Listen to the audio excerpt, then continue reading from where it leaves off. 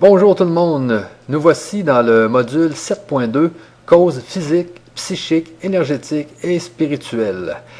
Sachez que le cancer, bien sûr, a ses sources dans le physique. Parce que toute notre vie, on accumule des polluants, on accumule toutes sortes de pesticides, de fongicides, d'herbicides.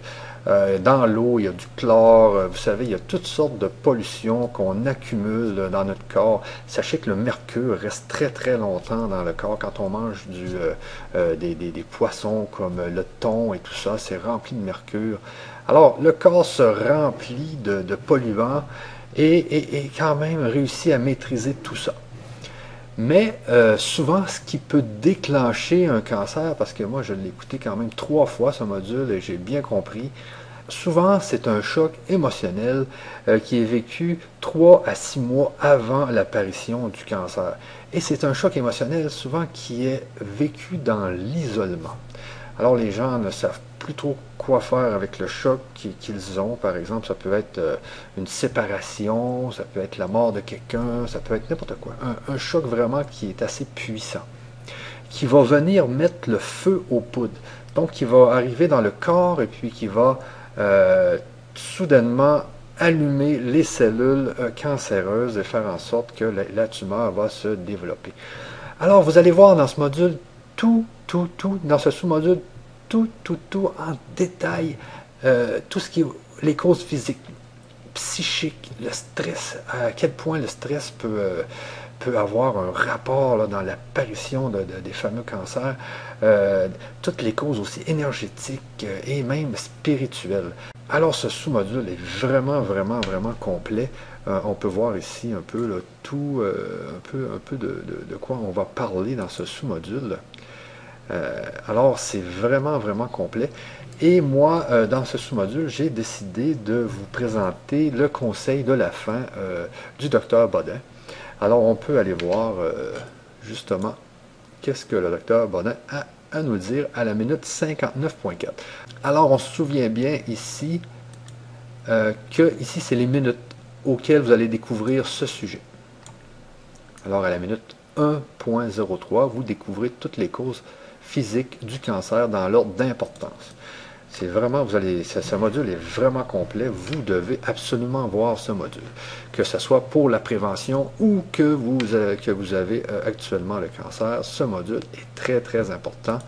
Alors, je vous montre la vidéo, le conseil de fin du docteur Bodin, qui est vraiment bon.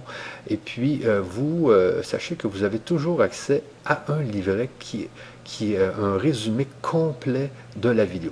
Donc, en tout temps, vous pouvez venir voir votre livret et sachez qu'une fois que vous avez la formation, vous l'avez à vie. Alors, je vous montre la section où le docteur Bodin nous parle des 6 traitements. Si vous voulez, quand j'exerçais, je disais à mes patients, ok, vous avez un cancer qui est apparu, donc là maintenant on va avoir 6 outils. Et ces outils sont lesquels? D'abord, il va falloir que vous pensiez à changer votre mode de vie et votre mode de pensée. 1. 2. On va utiliser les traitements conventionnels. 3. On va utiliser les traitements naturels.